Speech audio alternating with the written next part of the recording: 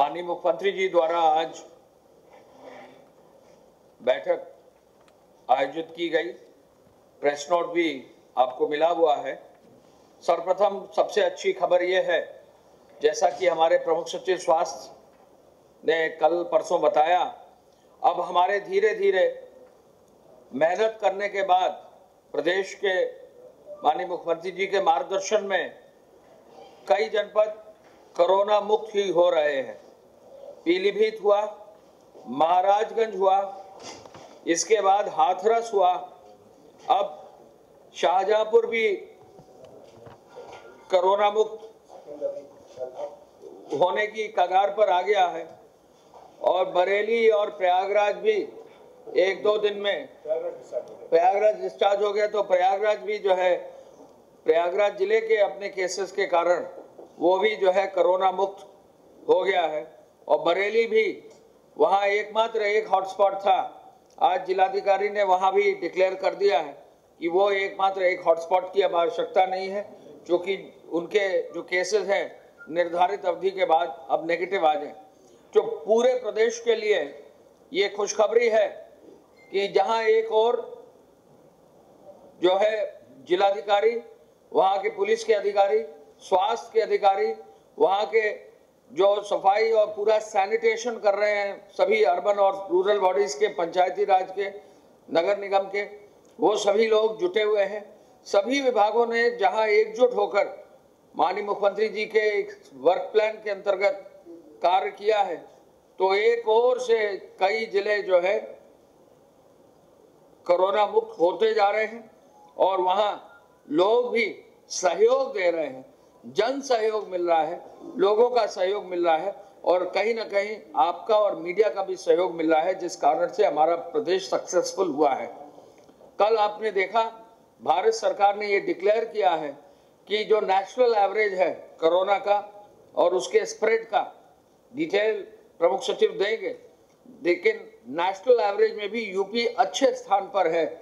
UP पूरे विश्व में 5 बड़े देशों के जनसंख्या के बराबर है, लेकिन यूपी में अभी भी केसेस की संख्या कम है और ग्रोथ रेट भी कम है। दोनों ही जो है, संख्या भी कम है, ग्रोथ रेट भी कम है, डेथ रेट भी कम है और जो लोग स्वस्थ होकर निकल रहे हैं वो संख्या भी शुरू हो गई है।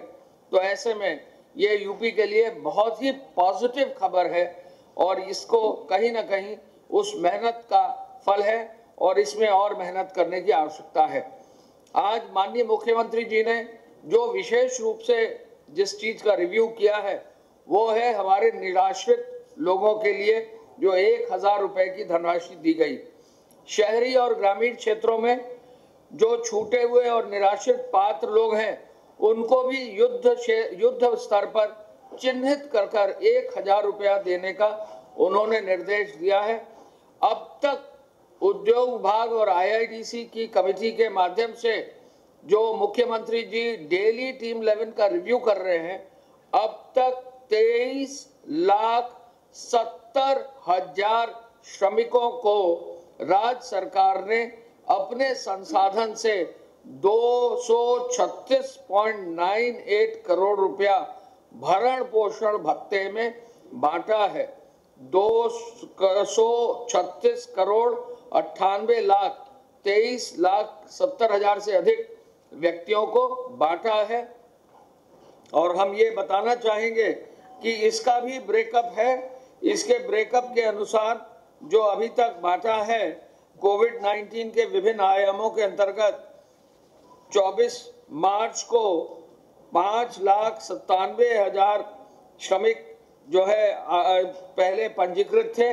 अब ये बढ़कर निर्माण श्रमिकों की संख्या 13,51,000 हो गई है, यानी 135.10 करोड़ निर्माण श्रमिकों को बैंकों में दिया गया है। शहरी क्षेत्रों में ठेला, खोंचा, रेहड़ी लगाने वाले, रिक्शा, ई रिक्शा चालक, पल्लेदार, रेलवे के कुली भी हैं जो अभी जो है कोई उनकी आमदनी नहीं है, दिहाड़ी मजदूर और भी इस तरह के लोग हैं शहरी क्षेत्र में, उनको 1000 रुपया धनराशि दी गई है। वो भी लगभग 5,82,000 श्रमिकों को 58.19 करोड़ दिया गया है। और ग्रामीण क्षेत्र में जो विभिन्न व्यक्ति अलग अलग श्रेणी के हैं, उनको 4,37,000 निराश्रित व्यक्तियों को 43.69 करोड़ दिया गया है। तो सब मिलाकर 23,70,000 श्रमिकों को लगभग 236 या 237 करोड़ रुपए की धनराशि बांटी गई है। औद्योगिक क्षेत्रों की इस योजना के अंतर्गत जो ये काम उद्योग विभाग ने किया है, सबसे बड़ा हस्तांतरण पूरे प्रदेश में ये है। और इसकी जो है माननीय मुख्यमंत्री जी ने आज विशेष समीक्षा करके अपनी ओर से भी जो है कहा है कि इसमें अब कुछ भी अगर छूट गए हैं, कहीं अगर रजिस्टर नहीं भी हुए हैं, उनको युद्ध स्तर पर रजिस्टर कराकर उनको आगे ले जाया जाए। औद्योगिक इकाइयों के माध्यम से जिन व्यक्तियों को तनख्वाह दी जानी है, उसमें भी विशेष रूप से काम किया गया है और अब तक जो संख्या है वो आई है 35,968 इकाइयों में 524.51 करोड़ वेतन का भी भुगतान कर दिया गया है। ये भी उद्योग विभाग की एक महत्वपूर्ण जो है उपलब्धि है और उसमें कुल मिलाकर जो है 35,968 इकाइयां हैं और अभी कुछ इकाइयां छूट गई हैं, लगभग 1,000। उनसे भी बातचीत करके उनको भी जो है वेतन भुगतान करने का प्रोत्साहित करके कार्रवाई की जाएगी। इसके साथ साथ 6,603 बंद इकाइयों को शुरू कर दिया गया है। इसके साथ साथ हम ये भी बताना चाहेंगे कि जो पीपीई और मास्क के निर्माण की इकाइयां हैं, 72 में से 70 इकाइयों को अब क्रियाशील कर दिया गया है और साथ साथ 40 नई और इकाइयों को, जो पहले 99 हमारी सैनिटाइजर्स की इकाइयां थी, 99 प्लस 40 और यानी 139 और इकाइयों को जो है अब सैनिटाइजर बनाने की अनुमति हो गई है। 412 इकाइयां जो है मेडिकल इक्विपमेंट और मेडिकल के सामान बनाने के लिए चल रही हैं। फ्लोर मिल और आटा मिलों में भी 910 मिलें अब चालू हो गई हैं और बंद तेल मिल में भी अब चालू करके 419 तेल मिल और दाल मिलें भी, चूंकि दाल का सीजन आ गया है, 267 दाल मिलें शुरू की गई हैं और काम कर रही हैं। इसके साथ साथ आज बैठक में माननीय मुख्यमंत्री जी ने यह भी निर्देशित किया कि जो भी शिक्षण संस्थान है, जो भी चिकित्सालय हैं, जो भी कार्यालय हैं, वहाँ यदि अस्थायी कर्मचारी हैं, आउटसोर्सिंग के कर्मचारी हैं, लॉकडाउन के कारण यदि उपस्थित नहीं भी हो पाए हैं, तो उनके भी मानदेय में कोई कटौती न की जाए और ऐसे कार्यरत कर्मियों को भी भुगतान मानदेय का जो अवशेष है वो भुगतान कर दिया जाए। ऐसी कहीं कहीं से जो है शिकायत मिली थी, उन शिकायतों का भी अब निवारण कर दिया गया है। आप अवगत हैं कि मनरेगा के श्रमिकों को 27,15,000 जो श्रमिक थे, उनको 611 करोड़ रुपया 30 मार्च को माननीय मुख्यमंत्री जी के एक बटन दबाने से ऑनलाइन हस्तांतरण किया गया था। आप अवगत हैं कि 3 अप्रैल को वृद्धावस्था, निराश्रित महिला, दिव्यांगजन और कुष्ठावस्था पेंशन का 86.71 लाख लाभार्थियों को 871 लाख रुपया ऑनलाइन हस्तांतरित कर दिया गया था। आपको ये भी अवगत है कि भारी मात्रा में जो लोग खाद्यान्न चाह रहे थे, सबको खाद्यान्न का जो है अवेलेबिलिटी कर दी गई है। इसके कल फिगर्स हमने रिलीज किए थे। ये भी माननीय मुख्यमंत्री जी द्वारा जो है यूनिवर्सल वितरण, यूनिवर्सलाइजेशन ऑफ खाद्यान्न का भी निर्देश दिया है पीडीएस के अंतर्गत। वो कार्य भी शुरू हो गया है। और एक और भी नई चीज उन्होंने कहा है कि जो पीपी और N95 मास्क हैं, वो उसका रिव्यू कल जब उन्होंने सभी medical colleges, private medical colleges के साथ वीसी में किया है, सभी पर्याप्त मात्रा में जो भी बचाव के इक्विपमेंट हैं अलग अलग जगह पर भिजवा दिया जाए। सीएमओज और जो भी सीएमएस हैं, जहां भी जिलाधिकारी है, इसको रिव्यू करके उपलब्ध करा दें। कम्युनिटी किचन की व्यवस्था का भी रिव्यू उन्होंने किया है और ये कहा है कि संक्रमण क्षेत्र में जहां प्रभावित लोग हैं, वहां अब जहां संक्रमण मुक्त हो गए हैं, फिर भी आगे के समय में भी सावधानी बरती जाए, लॉकडाउन की व्यवस्था यथावत जारी रखें और जहां संक्रमण खत्म भी हो गया है वहां पर भी बहुत छूट ना दी जाए और उसमें बहुत अच्छे से सावधानी से कार्य किया जाए। अन्य राज्यों के समस्याओं के संदर्भ में मुख्य सचिव साहब को और जो नोडल अफसर हैं उनको संवाद बनाए रखने का उन्होंने निर्देश दिया है। अन्य राज्यों में जो यहाँ के यूपी के रहने वाले हैं उनसे निरंतर संवाद बनाकर उनकी समस्याओं का भी समाधान करने का निर्देश उन्होंने दिया है। मंडियों के संचालन के लिए रणनीति बनाने के लिए जिलाधिकारी, पुलिस विभाग के और मंडी विभाग के अधिकारी का निर्देश दिया है कि सोशल डिस्टेंसिंग वे सुनिश्चित करेंगे। और अंत में हम ये भी बताना चाहेंगे कि हमें अब जो पता चला है कृषि विभाग के माध्यम से कि जगह जगह गेहूं की खरीद भी शुरू हो गई है और अब 5154 क्रय केंद्रों पर व्यवस्था करते हुए लगभग 33,158 मैट्रिक टन गेहूं की खरीद भी कल तक हो गई है और ये प्रोक्योरमेंट की व्यवस्था भी सुचारू रूप से शुरू हो गई है। पुनः मैं कहना चाहूँगा कि 23,70,000 श्रमिकों को लगभग 237 करोड़ रुपए की धनराशि भरण पोषण भत्ते के रूप में बांट दी गई है। मैं प्रमुख सचिव स्वास्थ्य से रिक्वेस्ट करूंगा कृपया जो है वो अपनी ओर से डिटेल अपने स्वास्थ्य विभाग का और जो हमारे क्षेत्र कोरोना मुक्त हुए हैं उन पर विशेष रूप से विवरण सभी को आपको दें और जो खुशखबरी हमारे लिए कोरोना मुक्ति की है उससे अवगत कराएं। प्रदेश में कुल एक्टिव केसेस 869 रह गए हैं कोरोना के। 969 में से अब केवल एक्टिव केसेस 869 रह गए हैं, 869। ये जो संक्रमण है ये 49 डिस्ट्रिक्ट से आया था, उसमें से जैसा आपने सुना कि अब काफ़ी जनपद अपनी टीम की मेहनत के कारण वो डिजीज़ को, उसके कर्व को बीट कर पा रहे हैं। आपको पहले मैंने बताया था कि पीलीभीत, हाथरस और महाराजगंज ये सभी जितने भी इनके यहाँ इन्फेक्टेड लोग थे वो सब के सब ट्रीट हो चुके हैं। इसी प्रकार से प्रयागराज और बरेली से भी सूचना प्राप्त हुई है कि उनके भी सभी लोग डिस्चार्ज हो गए हैं।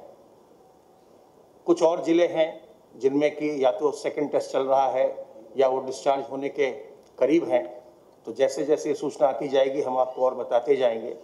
जो हमारे 4-5 ज़िले जो मेन रूप से अफेक्टेड हैं वो गौतम बुद्ध नगर, गाज़ियाबाद, मेरठ, लखनऊ, आगरा हैं और बाकी सहारनपुर भी है उसमें। बाकी जो हमारे ज़िले हैं वो धीरे धीरे वो जिनमें कम इन्फेक्शन आया था वो उसको लगातार कंट्रोल करते जा रहे हैं और स्टेप बाय स्टेप या तो उनके हॉटस्पॉट्स का नंबर घट रहा है या पूरा ज़िला ही संक्रमण मुक्त हो रहा है, जो हमारे लिए एक प्रोग्रेसिव स्टेप है। जो आइसोलेशन वार्ड्स में लोग हैं उनकी संख्या 1025 है इस समय और जो क्वारंटाइन में रखे गए हैं लोग जो पॉजिटिव के कॉन्टैक्ट्स हैं या सिम्टोमेटिक हैं उनके आधार पर उनकी संख्या 10,814। आइसोलेशन बेड्स हमारे 10,000 करीब रेडी हैं और क्वारंटाइन बेड्स भी अब हमारे पास 15,000 बिल्कुल रेडी हैं। तो इस प्रकार से ये लगातार ये कार्रवाई चल रही है और इसमें जो हमें चिकित्सा विभाग की टीम को, चिकित्सा और चिकित्सा शिक्षा की टीम को जो सहयोग अन्य सभी विभागों का मिल रहा है, चाहे वो राजस्व विभाग हो, चाहे पुलिस विभाग हो, चाहे अर्बन डेवलपमेंट हो, पंचायती राज हो या एसेंशियल जो सप्लाईज को मेंटेन कर रहे हैं वो हो, उन सब का हम लोग बहुत आभार व्यक्त करते हैं। और ख़ास करके जो इनको ट्रीट कर रहे हैं, जो डॉक्टर्स हैं, जो नर्सेज हैं, पैरामेडिकल स्टाफ है और जो हमारे लैब टेक्नीशियंस हैं जो इनके सैंपल्स ले रहे हैं, जो लैब्स हैं जहाँ पर इसके टेस्ट हो रहे हैं, उन सबों का हम बहुत आपके माध्यम से धन्यवाद व्यक्त करते हैं। और आपके माध्यम से लोगों को फिर से हम इस बात की जानकारी देते हैं कि जो घर के बड़े बुजुर्ग हैं उनको बचाना बहुत आवश्यक है। क्योंकि जो भी हमने देखा इसमें जिनकी भी तबीयत खराब हुई, जिनके भी कोमॉर्बिडिटी के केस हैं, यानी कोई पहले से मेडिकल कंडीशन है, डायबिटीज़ है, ब्लड प्रेशर है या किडनी है, इस तरह की चीज़ें जिनको है, उनकी तबीयत ज़्यादा इसमें ख़राब होती है। बाकी अधिकांश लोग इस संक्रमण से संक्रमित होने के बाद वो फिर उनकी एंटीबॉडीज़ डेवलप होती हैं और ठीक हो जा रहे हैं। लेकिन जो बुजुर्ग व्यक्ति हैं उनमें दिक्कत आती है कई बार, और कई बार वो उनकी स्थिति खराब होने लगती है। तो उनको ज़रूर हम लोग बचाएं। अपने जो 2-3 इम्पॉर्टेंट बातें हैं कि अपने हाथ को साबुन पानी से बार बार धोएं, और जब आप साबुन पानी से धोएं तो कम से कम 25-30 सेकंड धोएं। और बहुत पहले मैंने बताया था, उसको मैं आज फिर रिपीट कर देता हूं कि जब आप हाथ धोते हैं तो याद रखिए कि इसमें सुमन के का इस्तेमाल करते हैं।